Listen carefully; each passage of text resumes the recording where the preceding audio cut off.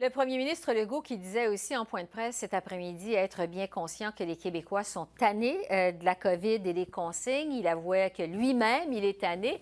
La fatigue de la COVID, ce sera justement le point de départ de notre discussion avec notre panel de députés aux communes, un panel vraiment masculin encore aujourd'hui. Je vous les présente à l'instant. Pour les libéraux, Greg Fergus, pour les conservateurs, Pierre Paulus, pour le NPD, Alexandre Boulris et pour le Bloc, Luc Desilets. Bonsoir à vous quatre.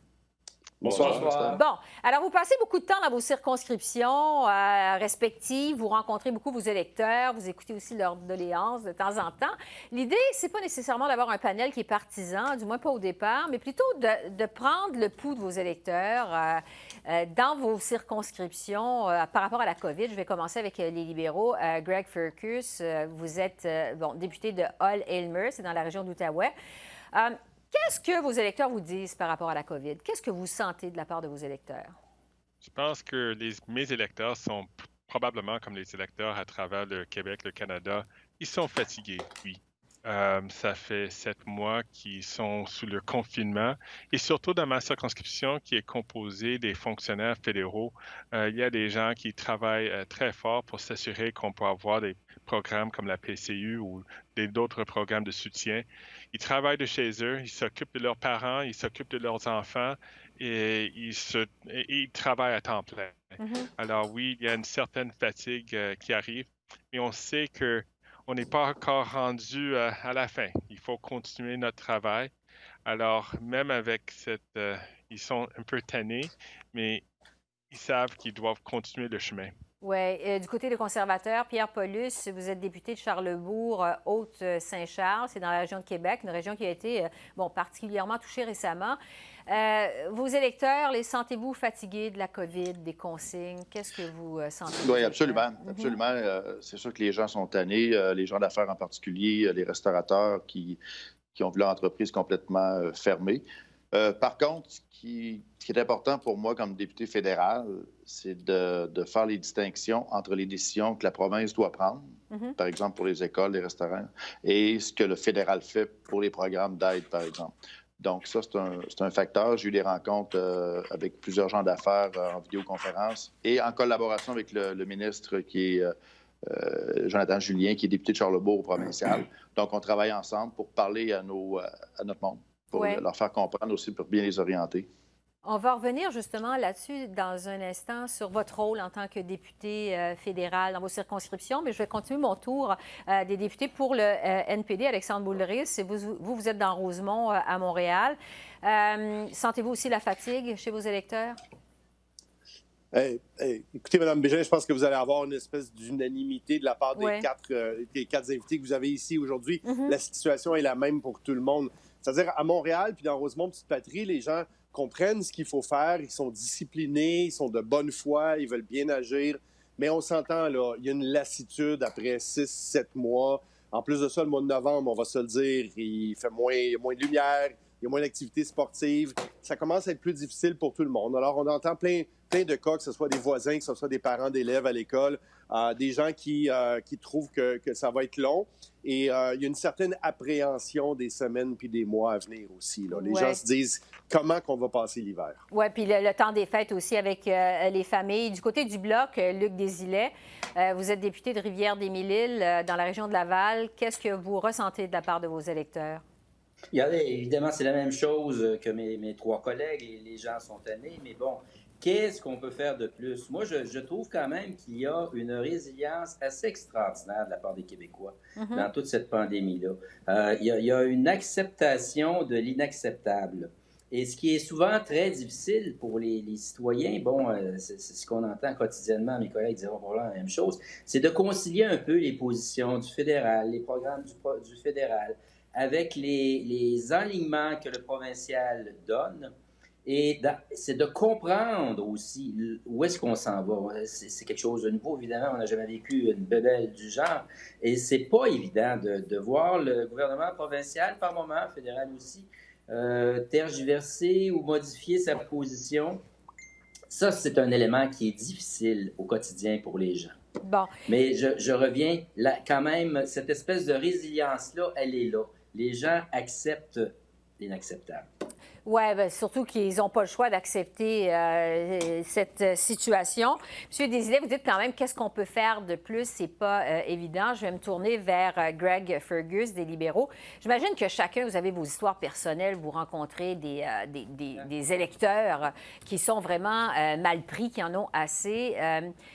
C'est quoi votre plus grand défi dans cette pandémie-là, Greg Fergus, auprès de vos commettants, vos électeurs, vous direz, alors qu'on ne sait pas encore quand est-ce qu'on va s'en sortir? Je pense que Pierre a identifié le plus grand défi pour moi, c'est nos gens d'affaires. Parce qu'ici, dans l'Outaouais, on a des taux de propagation ou de taux d'infection, un des mots le plus inférieurs à travers le Québec. On a seulement par exemple, la semaine dernière, on avait seulement 234 infections ici dans la région, qui est parmi les plus bas au Québec. Ouais. Mais en dépit de ça, on se trouve dans une zone rouge. Et les gens d'affaires posent la question, mais pourquoi est-ce qu'on se trouve dans une zone rouge quand on est la moitié des infections qu'on trouve dans l'Estrie, par exemple? Probablement, la raison, c'est parce que notre système de santé dans l'Outaouais n'est pas à la hauteur en comparaison avec d'autres régions du Québec. Et c'est la raison pour laquelle on a atteint notre maximum. Mais c'est pas parce que le virus est vraiment propagé dans la région. Alors, il y a une certaine... les gens d'affaires posent la question, ils disent il y a des effets réels sur leurs entreprises et puis ils doivent vivre avec, malheureusement. Pierre Paulus, est-ce que vous vous sentez impuissant, vous, des fois? Bien, absolument, mais en même temps, il faut être prudent, comme Greg vient de parler, par exemple, du système de santé dans sa région. Mais nous, on est au fédéral. Donc, c'est toujours la notion de savoir quelle est notre implication.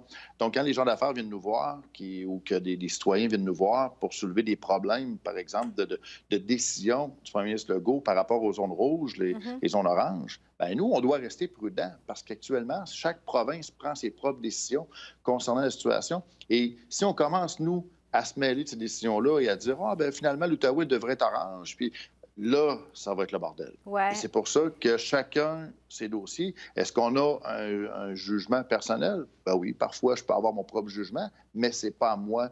Je n'ai pas à m'en mêler parce qu'il ne faut pas interférer dans les décisions du gouvernement du Québec. Même si parfois on voudrait changer des choses, c'est pas à nous de le faire. Alexandre Boulris, est-ce que vous sentez aussi auprès de votre population une confusion entre qui prend les décisions entre le fédéral et le provincial? Est-ce que vous sentez ça, une espèce d'indignation aussi par rapport aux décisions?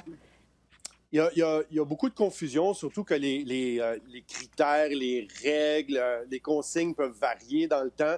Je vous dirais un peu comme mes collègues que oui, Rosemont, la petite patrie, c'est des PME, donc c'est beaucoup de bars, de cafés, de restauration. C'est difficile pour eux autres, mais aussi un secteur culturel qui est inexistant en ce moment. Là. Le cinéma, salle de spectacle, ces gens-là, c'est extrêmement difficile pour eux. Mais je vous dirais que là où c'est le plus difficile, c'est avoir des réponses de la part du gouvernement fédéral sur certains critères. On a remplacé la PCU par la Prestation canadienne de relance économique.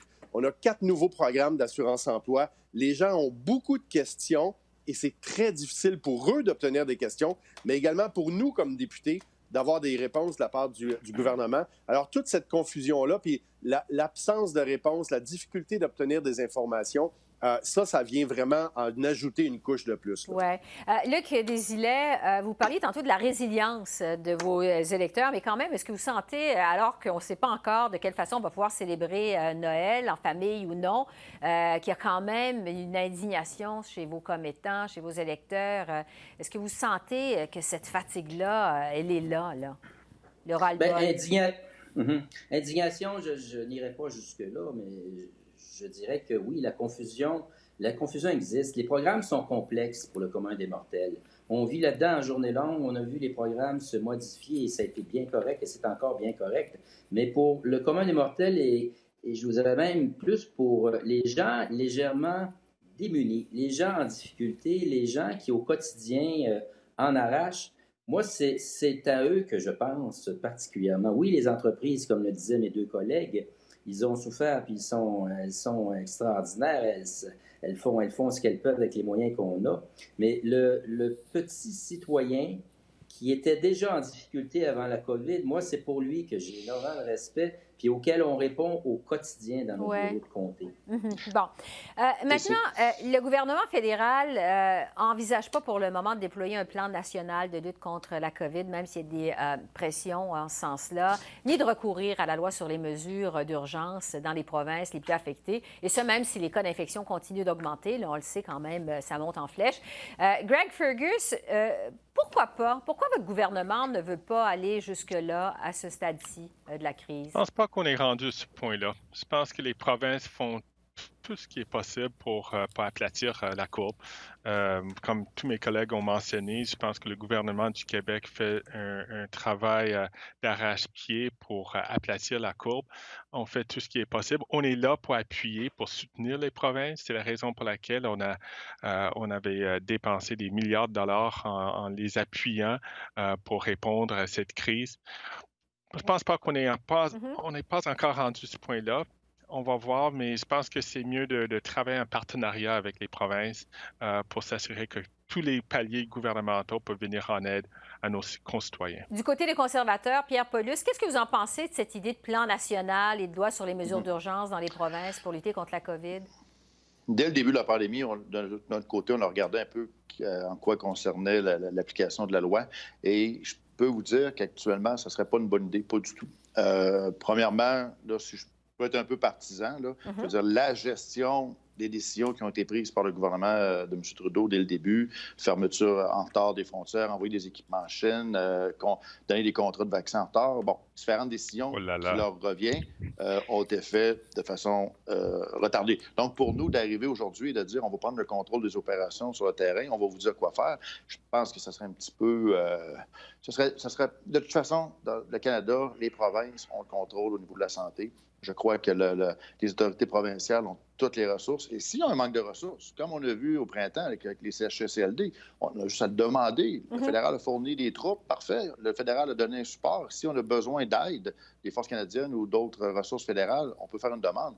Mais de là à dire que le fédéral va coordonner les opérations, je pense qu'on serait mal placé. Oui, on apprenait d'ailleurs que les forces armées seront prêtes quand viendra le temps de vacciner, de procéder aux vaccinations massives. Alexandre Boulris, du côté du NPD, est-ce que vous pensez que les provinces en font assez ou ça prend un plan national de lutte contre la COVID?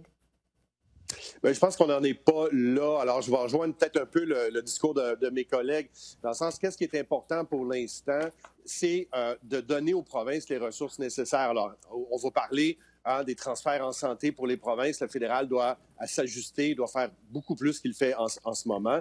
On doit rendre permanent une réforme d'assurance-emploi. On doit avoir un plan de relance pour nos PME, nos petites et moyennes entreprises. Mais nous, au NPD, on va aussi plus loin puis on dit, bien, regardons, là, peut-être qu'on pourrait aller chercher des revenus supplémentaires pour être capable de se payer tout ça. On est le seul parti qui met de l'avant un impôt sur les fortunes des ultra-riches et également un impôt spécial sur les profits excessifs que certaines compagnies comme Amazon ont fait en plein milieu de cette crise, de cette pandémie-là. Alors ça, c'est des enjeux qu'on met de l'avant de notre côté comme Parti progressiste. Bon, au Bloc québécois, vous réclamez aussi, M. Desilets, plus d'argent pour le Québec, plus en fait des transferts en santé du gouvernement fédéral. Est-ce que la province aurait besoin d'aide sur le terrain? C'est quoi votre opinion là-dessus? Regardez, l'intervention du fédéral n'est pas pertinente à ce moment-ci. Un plan d'urgence, loin de là, on n'en veut pas, on ne veut rien savoir de ça. On n'est pas rendu dans des sphères du genre. Ce qu'on demande, puis nous ne sommes pas les seuls, c'est de pouvoir tendre vers un 50 % de transfert en santé, comme nous avons déjà eu. Nous sommes en pleine pandémie, en pleine crise de santé, la pire crise jamais connue, et on est à peu près à 22 % en transfert. On a déjà eu 50 %. Alors, c'est ça que ça prendrait dans un premier temps. On veut des transferts, mais on n'est pas du tout à une intervention du fédéral et on n'en veut pas. Les provinces savent ce qu'elles ont à faire. C'est notre champ de compétences, la santé. Alors, dans un cas de crise comme ça, vous avez quand même été capable de nous montrer, vous pouvez mettre de côté un peu la partisanerie pendant quelques minutes pour nous parler de ce que vivent vos électeurs sur le terrain. Ça a été très intéressant. Greg Fergus, Pierre Paulus, Alexandre Boulris, Luc Desilets, merci beaucoup. Merci. Merci. Bonne chance. Je vous en prie. Au revoir. Plaisir. Bye-bye. Un plaisir. Merci beaucoup. Au revoir.